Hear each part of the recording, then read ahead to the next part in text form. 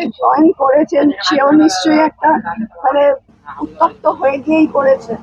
তো সেখানে আমার কিছু বলার নেই, এগুলো সন্ত্রাস করা হচ্ছে যেরকম অরবিন্দা বললেন, বা আমারও সেটাই মনে হয়েছে, লোককে ভয় দেখানো জোড়া করে মুন্ডু নিয়ে চলে যাওয়া হয়েছে, ভাবে খুন হয়েছে।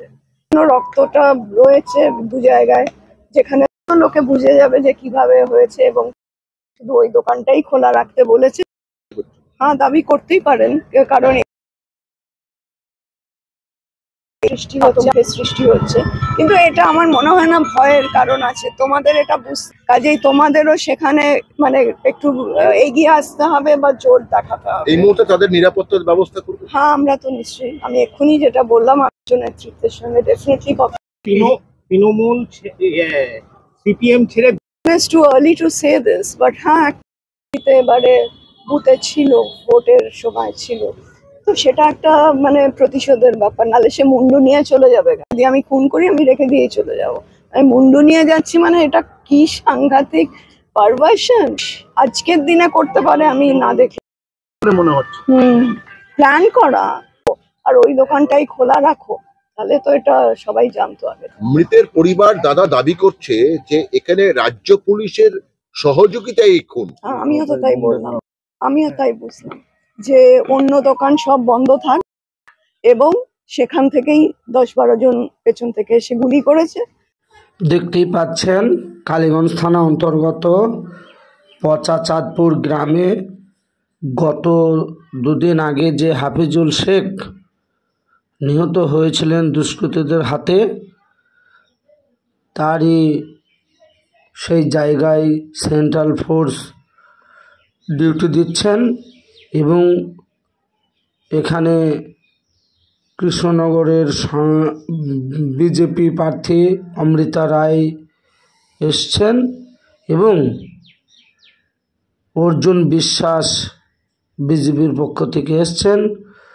সরাসরি বিস্তারিত আপনাদের সামনে তুলে ধরলাম, এবং সেন্ট্রাল সিকিউরিটি ফোর্স ওরা যথেষ্ট সতর্কভাবে ডিউটি করছেন, এবং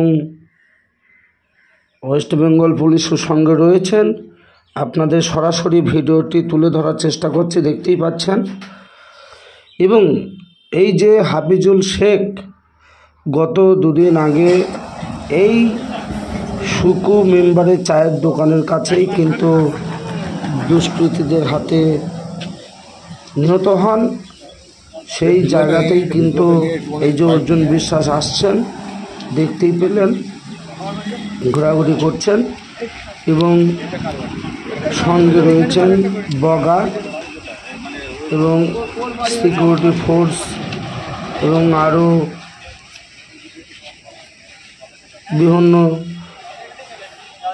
সংবাদ মাধ্যমের ব্যক্তিরা।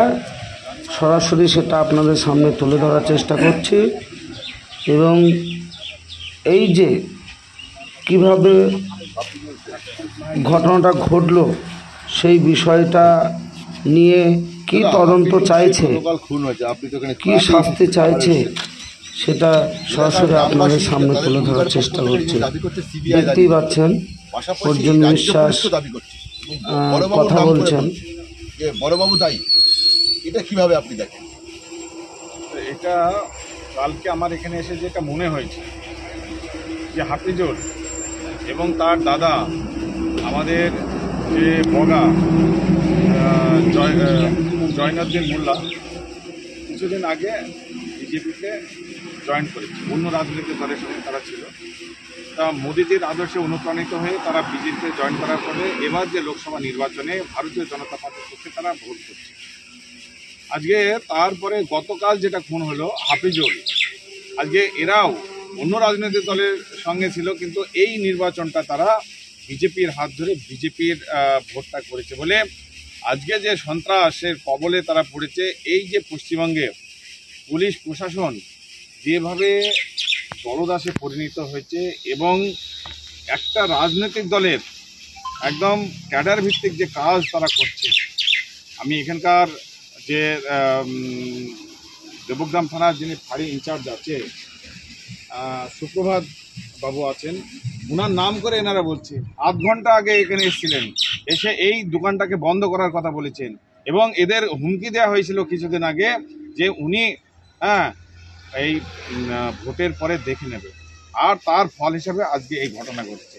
আমার মনে হয় এর প্রকৃত তদন্ত হওয়া উচিত এবং সিবিআই যে তদন্তে এরা দাবি করছে পরিবারের থেকে, আমরা ভারতীয় জনতা পার্টির পক্ষ থেকে তাকে সহমত প্রকাশ করছি। তার কারণ এর ভিতরে রহস্যটাকে উদ্ঘাটন করা উচিত এবং যারা দোষী তাদের অবশ্যই উপযুক্ত শাস্তি পাওয়া উচিত বলে আমি মনে করছি।